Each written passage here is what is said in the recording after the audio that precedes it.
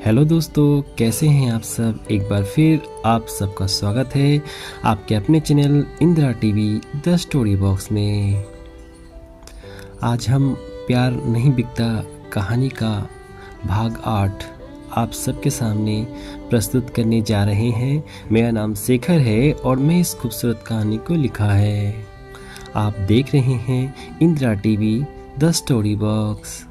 हमें उम्मीद है कहानी का यह भाग भी आप सभी को बेहद पसंद आएगी। आप देख रहे हैं Indira TV the story box, प्यार नहीं बिकता भाग 8। तो आइए इस खूबसूरत कहानी की शुरुआत करते हैं। दूसरी ओर धीरू और उसके साथियों की मार से गौतम को काफ़ी गहरी चोट लगी थी। हाथ पैर खून से लहूलुहान हो चुके थे। सारे शरीर पर चोटों के निशान थे। कपड़े कहीं कहीं से फट गई थी। सर पर भी गहरी चोट थी। चेहरा सूज गया था। वह बेहोश हो गया था। शोभा और उसके पिता महेश शर्मा जी एक आदर्श पिता की तरह उनका इलाज कराया। गौतम 2 दिन के बाद ही होश में आया। सिर पर अब भी पट्टी बंधी थी। जैसे ही वह आंखें खोला, अपने करीब कुर्सी पर बैठा डॉक्टर को पाया। उसके बगल में शर्मा जी, शोभा और उनकी पत्नी भी वहीं खड़े थे, जो एकटक गौतम को देखे जा रहे थे। डॉक्टर, अच्छा शर्मा जी, अब मैं चलता हूँ। गौतम अब बिल्कुल ठीक है, बस कुछ दिनों की आराम की ज़रूरत है। चिंता करने की ज़रूरत नहीं। आपका तहे दिल से शुक्रिया। मेरे कहने पर आप इतने दूर शहर से यहाँ तक आए। शब्द महेश शर्मा जी के थे। दुख के समय जो साथ निभाए वह सच्ची मानवता है, और आप तो मेरे करीबी दोस्त हैं। यह बात कहकर वे अपना बैग उठाए और दरवाज़ा की तरफ बढ़ गए और बाहर निकलता चले गए थे। गौतम के बिस्तर के करीब शर्मा जी और शोभा बैठी रही। शोभा की माँ कुछ खाना लाने के लिए किचन में चली गई। कैसे हो बेटा, अब कैसा लग रहा है? तुम जल्दी ठीक हो जाओगे। हम लोग सब तुम्हारे साथ हैं। शब्द शर्मा जी के थे। पूजा कहाँ है अंकल? मुझे उसके पास ले चलो। वो ठीक तो है ना? न जाने क्यों शर्मा जी के पास इस प्रश्न का कोई उत्तर न था। वे गौतम की आंखों में ज़्यादा देर तक न देख पाए और बिना कुछ कहे ही कमरे से बाहर निकल आए। कुछ देर खामोशी के बाद शोभा बोल उठी। ठाकुर साहब और उसका परिवार पूजा को अपने साथ दूसरे गांव लेके गए हैं। सुना है वहां उसकी दूसरी हवेली है। धीरू और माँ को भी साथ ले गए, जहां पूजा की शादी तय हुई है। अब तक तो शायद शादी हो भी चुकी होगी, क्योंकि मैं शादी के एक दिन पहले ही मिली थी। सुबह नहीं, ऐसा नहीं हो सकता। मेरी पूजा किसी और की नहीं हो सकती। मैं अपनी पूजा को बहुत प्यार करता हूँ। मैं अपनी पूजा के बिना जी नहीं सकता। और गौतम सुबक सुबक कर रोता चला जा रहा था। गौतम की रोने की आवाज़ सुनकर दूसरे कमरे से शर्मा जी और किचन से उनकी पत्नी कुछ खाने के लिए लेती हुई आई। खाना गौतम के पास रखे स्टूल पर रख दिया था। शर्मा जी बोले, देखो बेटा, हिम्मत से काम लो। भगवान की मर्जी के आगे किसी की भी नहीं चलती। इसलिए इन सब बातों को भुलाकर अपने जीवन में आगे बढ़ो। अच्छे से पढ़ लिख कर कुछ बन जाओ। अपनी माँ का सपना पूरा करो। बस मैं यही कहना चाहता हूँ, मेरा अपना कोई बेटा नहीं है, लेकिन बेटा होता तो तुम्हारे जैसा ही होता, और तब भी मैं यही कहता। गौतम अपनी आंखों से आंसू लिए शर्मा जी को एकटक ही देखे जा रहा था, पर कुछ बोलने का शब्द नहीं ढूंढ पा रहा था। अंकल, आप बुजुर्ग हैं, मेरे पिता के जैसे हैं, शायद आप ठीक कह रहे होंगे, लेकिन मेरा दिल पूजा की यादों को हमेशा समेट कर रखना चाहता है। मैं अपनी ख्वाब और सपनों के साथ पूजा के प्यार को भी अपने पास रखना चाहता हूँ। इसलिए मैं अब यहाँ इस जगह नहीं रह सकता। यह कमरा और इस कमरे में जुड़ी यादें मुझे मार डालेगी, कहते हुए गौतम ने होठ भींच लिए। तभी शोभा ने दुख भरे स्वर से पूछा, कहाँ जाओगे भैया? गौतम अपनी आंखों से आंसू पोंछते हुए कहा, जहाँ तकदीर ले जाए। अंकल, आप मेरे लिए एक काम कर सकते हैं, आप कल सुबह की ट्रेन की एक टिकट ला दीजिए।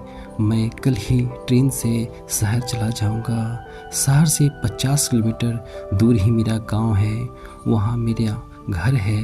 मेरी बूढ़ी माँ उसी घर में रहती है।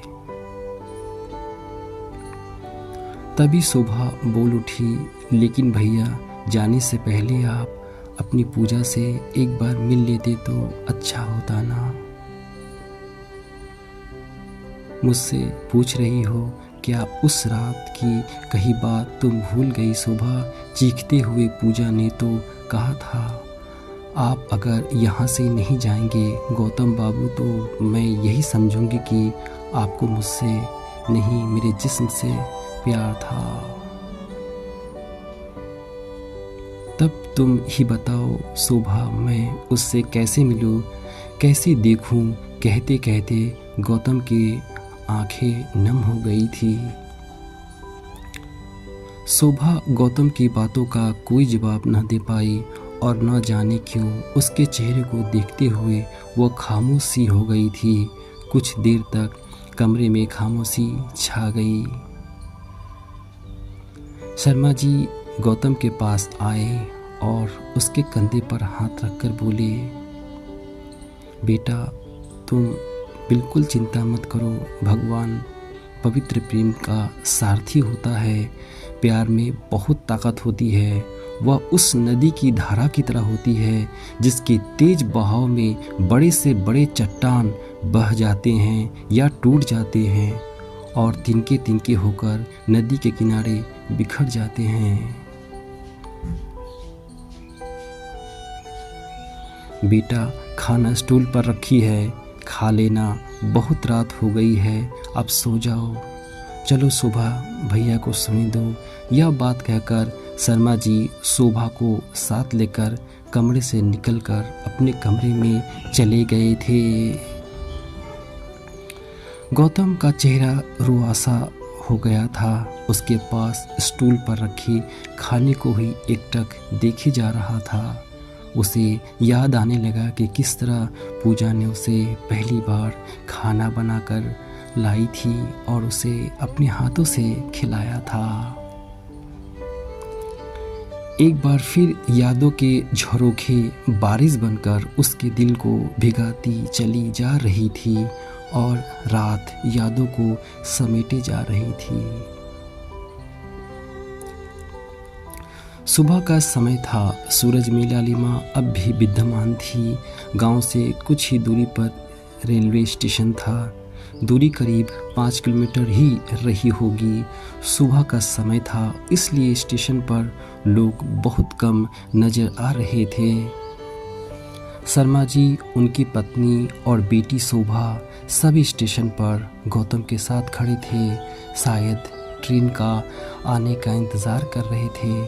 सभी के चेहरे पर एक उदासी सी छाई हुई थी। तभी अचानक एक आलीशान नीली फिएट कार स्टेशन के पास आकर रुक गई। सभी हैरान थे, इस समय इस कार में कौन हो सकता है। लेकिन शर्मा जी को उस कार को पहचानने में देर न लगी। यह तो ठाकुर साहब की कार है। कुछ देर बाद कार से 4 लोग उतर चुके थे।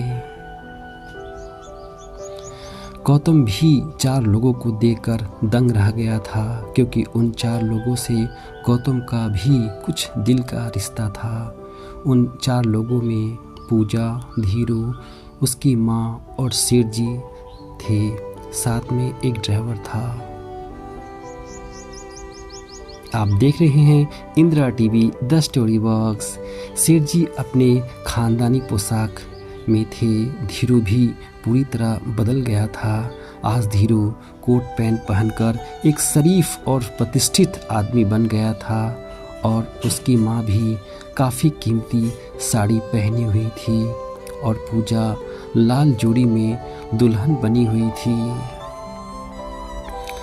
शर्मा जी, उसका परिवार और गौतम आगे कुछ सोच पाते या बोल पाते, तभी सेठ जी ने गौतम को अपने पास बुलाया। गौतम डरते डरते सेठ जी के पास गया। तभी सेठ जी बोले, डरो मत बेटा। गौतम बेटा, सारे सिकवे गिले अब दूर हो गए हैं। मेरी आंखें खुल गई है। मैंने तुम दोनों के पवित्र प्रेम को जान लिया है और समझा भी है। अब पूजा को मैंने अपना बेटी मान लिया है। बेटी की विदाई के समय जो रस्म अदा की जाती है, उस रस्म को अदा करने आया हूँ। मैं पहले ही एक अपाहिज हूँ। पूजा बेटी मेरी ज़िंदगी में खुशियों की रौनक लेकर आई है। मेरी कोई औलाद नहीं। औलाद का दर्द क्या होता है, कभी इस बात को समझ नहीं पाया था। पूजा को अपनी औलाद मानकर, अपनी धर्म बेटी मानकर एक बेटी का दर्द मैंने महसूस किया है। तभी सेठ जी ने पूजा का हाथ पकड़कर गौतम के हाथ में थमाते हुए कहा, गौतम बेटा, अपनी अमानत तुम्हें सौंप रहा हूँ। मेरी बेटी की हिफाजत करना। देखो, मैंने तुम्हारी पूजा को तुम्हारे लिए दुल्हन बना के लाया हूँ। ये अभी भी लाल जोड़े में है, और कुछ सामान, कपड़े, मिठाइयाँ एक पिता की तरफ से है। देखो बेटा, इनकार न करना। ले जाओ अपनी दुल्हन को, मैंने इसे विदा कर दिया है। पूजा और गौतम दोनों भावुक हो गए। दोनों की आंखें नम थी। सेठ जी ने दोनों को अपने सीने से लगा लिया। सेठ जी की भी आंखें भी नम होती चली गई थी। वे दोनों सेठ जी के पैर छुए और उनका आशीर्वाद लिए। पूजा और गौतम धीरू और माँ के पास गए। धीरू कुछ बोल न पाया, न ही माँ कुछ बोल पाई। बस हाथ जोड़े खड़े थे, मानो अपनी ही की गई गलती की माफ़ी मांग रहे हों। कुछ देर के इंतज़ार के बाद आखिर ट्रेन स्टेशन पर आ चुकी थी। पूजा और गौतम फिर शर्मा जी और उनकी पत्नी के पैर छुए और आशीर्वाद लिए। शर्मा जी गौतम से बोले, देखो बेटा, याद रखना, ज़िंदगी में कभी भी कोई भी तकलीफ़ हो या हमारी याद आए तो तुम दोनों के लिए इस घर के दरवाजे हमेशा खुले रहेंगे। जी अंकल। गौतम खुशी मन से बस इतना ही कह पाया था। पूजा के आंखों में खुशी के आंसू थे। फिर शोभा ने पूजा को अपने गले से लगा लिया। तभी वह भावुक होकर रो पड़ी। वह रोते रोते बोल पड़ी, गौतम भैया, मेरी सहेली। नहीं नहीं नहीं, पूजा भाभी का ख्याल रखना। कहते कहते शोभा हंस पड़ी। शोभा को हंसते देखकर वहाँ मौजूद सभी हंसने लगे थे। पूजा उन सब से नजरें चुराने लगी। शायद वह शर्मा गई थी। आँखों में शर्म और होठों पर हल्की मुस्कान थी जो छुपाए ना छुप रही थी। सभी से विदा लेने के बाद अब पूजा और गौतम ट्रेन पर चढ़ चुके थे। ट्रेन धीरे धीरे अपनी रफ्तार पकड़ने लगी थी। गौतम और पूजा अब भी ट्रेन के दरवाजे के पास खड़े होकर उन सभी को अलविदा का इशारा करते हुए, हाथ हिलाते हुए जा रहे थे। आप देख रहे हैं Indira TV the story box. वे सभी लोग जो वहाँ मौजूद थे वे वहीं खड़े रहें। वे ट्रेन को एकटक तब तक देखते रहें जब तक ट्रेन उन सभी की आंखों से ओझल न हो गई। आप देख रहे हैं Indira TV the story box. और उधर ट्रेन अपनी पूरी रफ्तार में थी। गौतम ने पूजा को अपनी बाहों में लेते हुए कहा था, क्या तुम सब बातें भूल गई थी? तुम्हें कैसे सोच लिया कि प्यार। पूजा ने अपनी हथेली से उसका मुंह बंद कर दिया था। कुछ मत कहो। वह उसके सीने पर अपनी नाक रगड़ते हुए बोली, मैं सब कुछ भूल जाना चाहती हूँ जो बीत गया। ठीक है, भूल जाओ, मैं भी भूल जाता हूँ, पर एक बात कभी मत भूलना। कौन सी बात? पूजा का स्वर भारी था। यही कि प्यार नहीं बिकता। और पूजा ने उसे अपनी बाहों में भर लिया था। उसके बाद कुछ कहने की ज़रूरत ही कहाँ रह गई थी।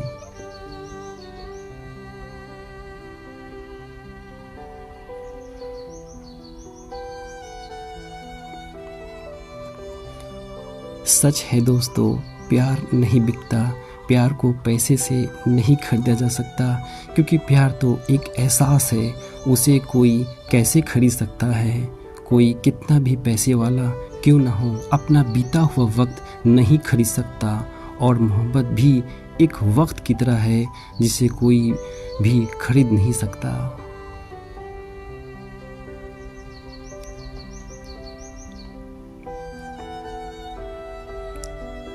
अगर आपको हमारी प्यार नहीं बिकता कहानी पसंद आई हो तो इसे अपने मित्र के साथ शेयर करें। और अपनी बहुमूल्य राय के लिए आप हमें कमेंट कर सकते हैं। चैनल को लाइक और सब्सक्राइब करना ना भूलें।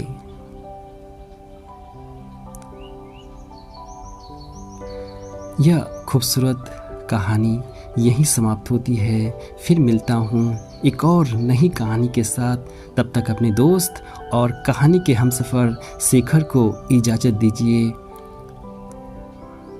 अपना ख्याल रखिए। धन्यवाद दोस्तों।